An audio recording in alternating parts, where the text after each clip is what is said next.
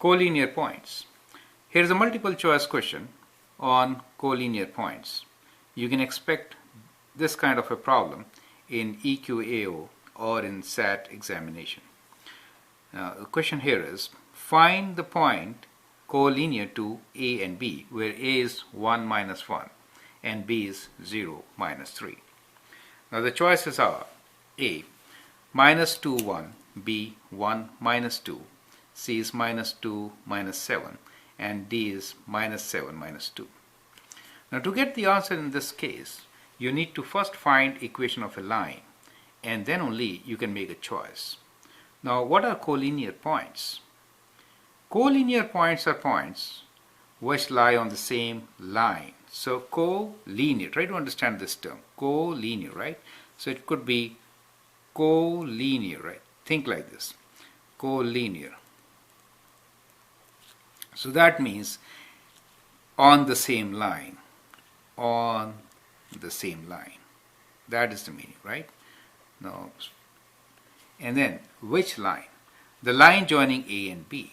So you need to find equation of that line. So let's find equation of line AB. So we'll find equation of line AB.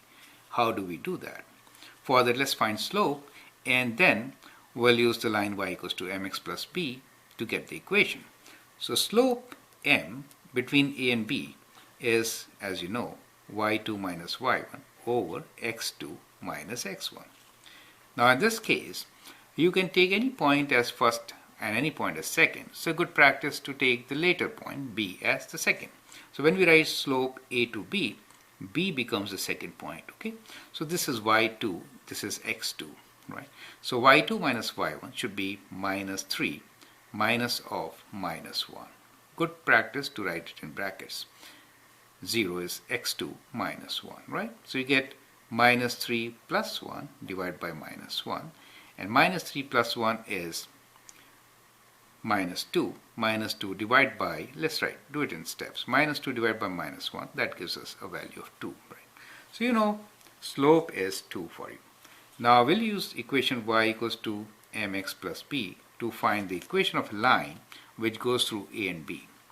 So you can select any one point here. Now some of you must have already noticed that we are given y-intercept, right? Minus 3. So you don't even have to find y-intercept. It's given to us. So once we have the slope, we can write down the equation. So if you have noticed that the y-intercept is minus 3 and the slope is 2, that means what you have noticed is that the slope m is equals to 2 and b is equals to minus 3. Then you can write down your equation. The equation should be y equals to 2x minus 3. Right? Now if you have not noticed that part, then you have to substitute a point and find it. Correct? So let's substitute this. It's always good to take a point which has a 0. It simplifies your calculations. So 0 for x and minus 3 for y. So we'll put minus 3 here and m times 0 plus b. Correct? Well, m I should have written 2. So let me write instead of m 2 here. 2 times 0 plus b. Now anything times 0 is 0. So we get b equals to minus 3. So as expected, we got b, the y-intercept. So b is basically y-intercept, right?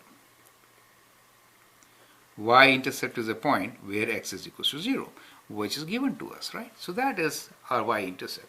And so we could have written the equation directly also.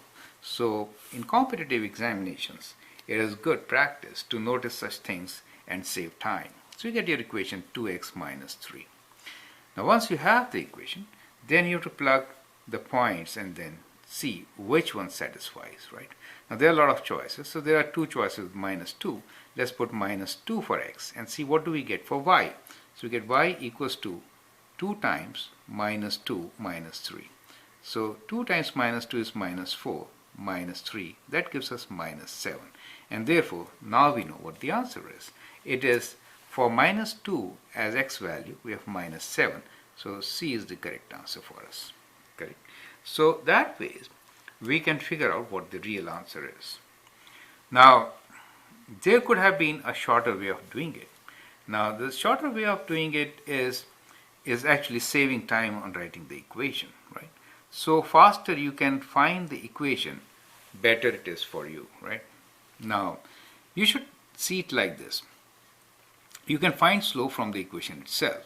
If you are given this equation, let me show you that part, how to find your equation much faster than what we did, right? Now from the equation, you can say y-intercept is -3, right? So now this, you are moving from 0 to 1. So the first step is, if you move from 0 to 1, the y value changes from -3 to -1. Do you see that? So from here, you can straight away get your slope, right? So it's just one step. You're moving from 0 to 1. So when you move from 0 to 1, what is the change in y?